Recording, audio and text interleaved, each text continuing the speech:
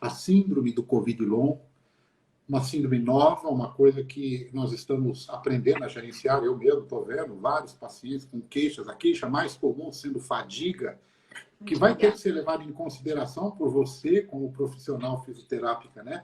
Então a gente tem que ter um trabalho que identifique essa e individualize essa abordagem de paciente para paciente. Como é que eu vou abordar esse paciente? Como é que será isso?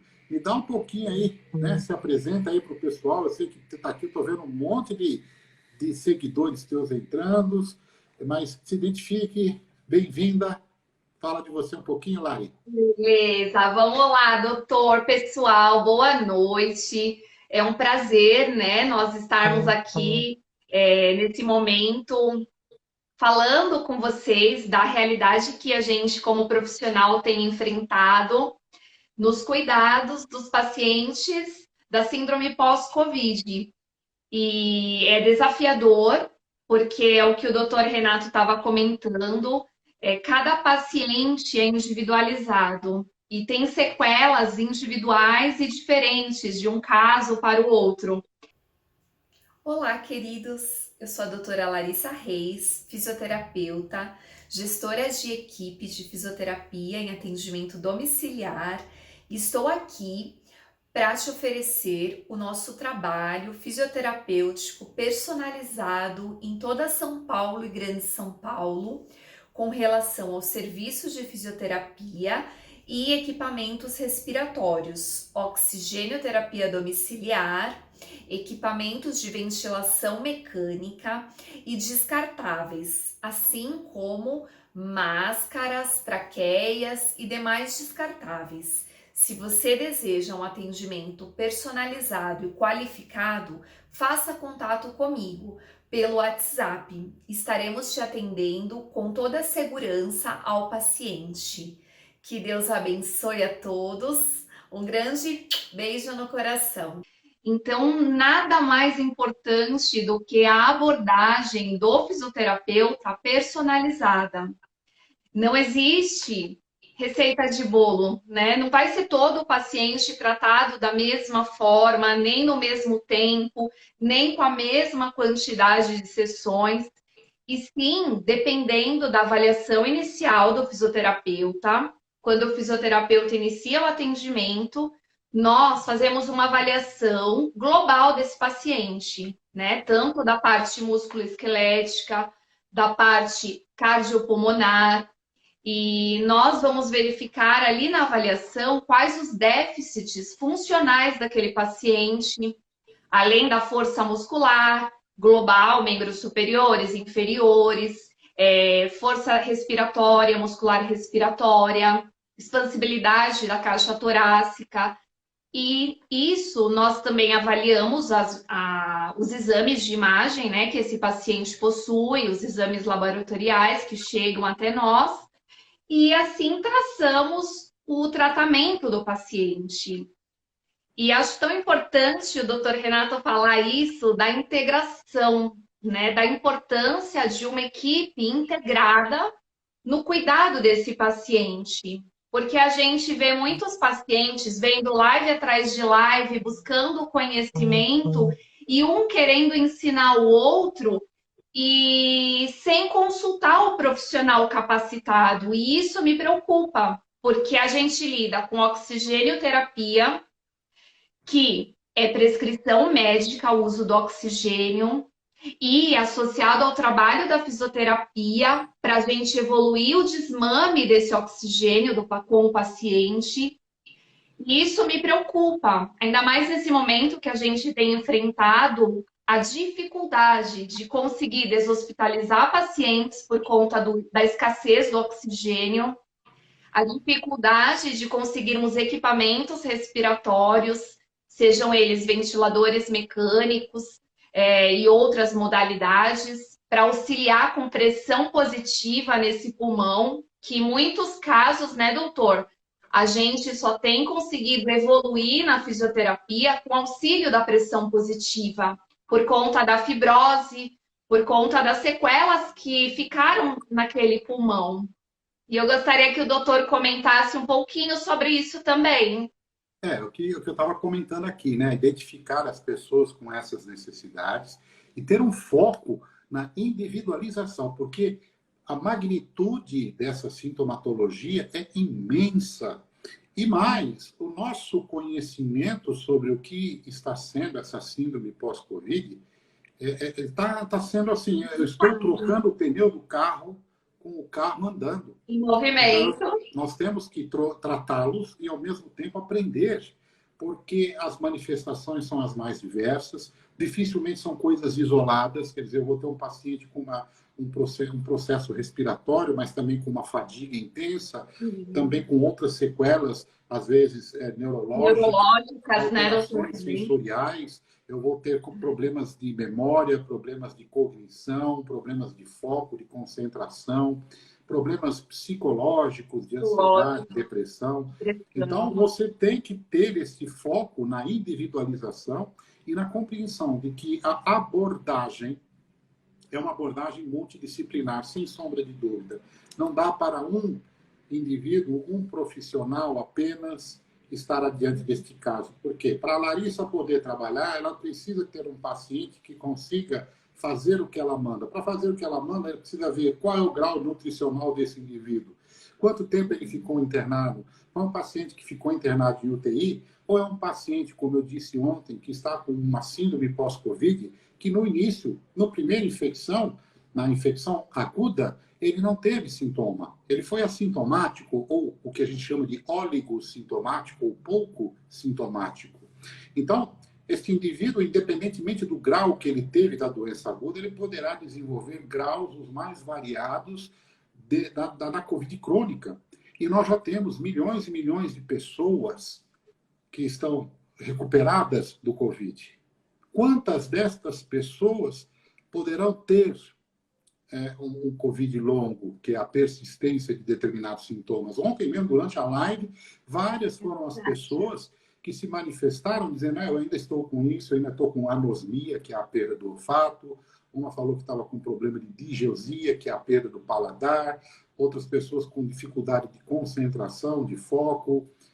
Problemas oculares, que podem afetar visão borrada, peguei esses dias. Né? Queda de cabelo também, né, doutor? Tem muitos pacientes. Pois é, um paciente com visão borrada, eu vou precisar ter uma avaliação oftalmológica desse indivíduo também. Então, o processo de avaliação tem que correr simultaneamente com o processo de recuperação.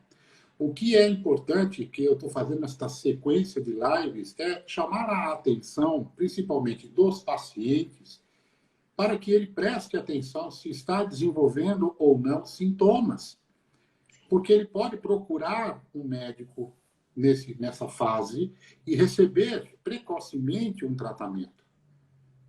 Muitas vezes, na medicina, de uma forma geral, os tratamentos estão sendo sintomáticos, mas, como eu disse ontem, a gente tem caminhos que possam ajudar no processo de recuperação, seja da fadiga, seja de um problema cardiológico, seja de um processo intestinal, que eles também podem ter, né, Larissa? Então, o importante aí, por exemplo, vamos pegar assim, deixa eu entender, veja como você é importante. Eu estava vendo um vídeo hoje do fisioterapeuta atuando dentro da UTI, no processo de manutenção, né? Olha a importância do fisioterapeuta, na manutenção da mobilidade desse paciente. Né? Então, o vídeo se dividia em movimentos, exercícios, mas também se dividia em momentos em que só o terapeuta trabalhava, tipo a tapotagem, vira o paciente de um lado, vira o paciente do outro, para a mobilização das secreções. Fala aí, Larissa, conta aí, é a tua área, você que discute. Vamos lá, doutor. Eu vou te então, colocando. A fisioterapia, né? O senhor sabe. Faz assim, faz um resuminho da fase aguda e aí depois a gente já pula fazendo o comparativo da fase crônica, o que é diferente, né? Na fase aguda eu tinha que fazer isso, agora eu estou preocupado que o cara está cansado, precisa de uma vez operar. Então, vamos lá. Vamos lá. A fisioterapia atua em todas as fases do paciente COVID, desde o início do diagnóstico, Perfeito. Até a evolução, seja ela da forma aguda ou da forma crônica, e com relação depois às sequelas do pós-Covid. Na unidade de terapia intensiva, o fisioterapeuta é imprescindível, porque hoje o fisioterapeuta atua no controle ventilatório, da ventilação mecânica. O fisioterapeuta atua na parte do sistema músculo-esquelético de todo o organismo para manter aquele paciente com amplitudes de movimentos, mesmo que de forma passiva, quando ainda se encontram sedados, né, entubados, dependentes da ventilação mecânica. E no retorno, pouco a pouco, né, da funcionalidade, conforme a evolução do quadro, é o fisioterapeuta que dia a dia está ali no controle ventilatório, evoluindo o desmame desse paciente, o momento indicado para extubação com segurança. Então, assim, o momento adequado do desmame do oxigênio. O fisioterapeuta acompanha o paciente, eu digo que no tete a tete, né? Então, muitos até desconheciam essa área da fisioterapia antes de a gente viver a pandemia. Mas ela sempre existiu. Ela já existia. Só que hoje, assim, de um ano para cá, nós tivemos um boom no mercado da fisioterapia. Tanto é que existem tantos hospitais, né? Aqueles ILPs sendo abertos e a capacitação dos profissionais para atuar nesses pacientes que grande parte na UTI dos pacientes COVID evoluem para uma gravidade severa, no qual o doutor, né, comentou, e a gente no dia a dia conversando com colegas, a gente observa que as experiências que um e o outro comentam, nós comentamos e aprendemos juntos, porque como é uma doença nova, existem ainda poucos estudos. Então, daí a importância de nós, profissionais, estarmos bem unidos e buscando um ajudar realmente o outro. Esses dias eu conversei com um médico que atua lá em Portugal, na emergência, num serviço de emergência, e ele estava distribuindo um pouco do conhecimento que ele tá tendo lá em Portugal, compartilhando comigo. E assim, eu acho tão importante, doutora, a gente, né, diminuir a gente nesse momento, porque às vezes as pessoas elas acabam achando que sabem mais. E eu amo assim trabalhar com o doutor Renato, porque assim, não é demagogia, mas eu aprendo muito Eu com paguei para ela ele. falar isso, gente. Eu aprendo com ele porque ele escuta o que a gente quer falar como fisioterapeuta e na área médica ele nos auxilia. E isso, assim, o paciente ganha tanto, né, doutor, com isso? Quantos pacientes que a gente trabalha junto e com toda a equipe multidisciplinar e a gente vê aquele cuidado diferenciado e humanizado, personalizado e multidisciplinar que nessa patologia em específico, assim como em outras, mas nessa que a gente está enfrentando, não existe como a gente evoluir esse paciente pós-Covid, no Covid agudo ou grave, sem a equipe multidisciplinar. Nós dependemos um do outro o tempo todo. O legal é isso. Tudo que você comentou aí da fase aguda também é super importante para determinar o grau de complicação que você vai ter nessa pós-alta, né? Aquele prazo entre, eu falei para vocês, antes de 4 semanas agudo, 4 a 12 semanas é a fase ativa da doença. Então, naquele momento, e a partir das 12 semanas, se nós começarmos a acompanhar, porque o paciente tem alta, o paciente recebeu alta, todo mundo bate palma, o paciente vai para casa, chega em casa, como já aconteceu, a Larissa sabe disso, o paciente volta para o hospital alguns dias depois. E também, né, doutor, a gente tem observado que alguns pacientes são deshospitalizados, permanecem poucos dias em casa, têm novas recidivas infecciosas, hospitalizam novamente e nessa segunda hospitalização, o difícil controle dessa infecção acontece. E a gente também, hoje eu conversei com uma amiga fisioterapeuta intensivista e ela relatou os mesmos acontecimentos em alguns pacientes que ela acompanha domiciliar também. A gente estava conversando sobre isso, porque está sendo algo que a gente tem vivenciado. A deshospitalização e a rehospitalização sequencial por alguma queda do sistema imunológico, uma piora infecciosa, que não foi descoberta antes da alta, mas Ou dias não depois. existia, Larissa. Não é que não foi descoberta. Ela não existia. E aí vem um delta T, como te falei, um período de tempo, e aí começam a surgir problemas. Tem pessoas que referem, eu fiquei bem. Ou eu simplesmente não tive nenhum sintoma.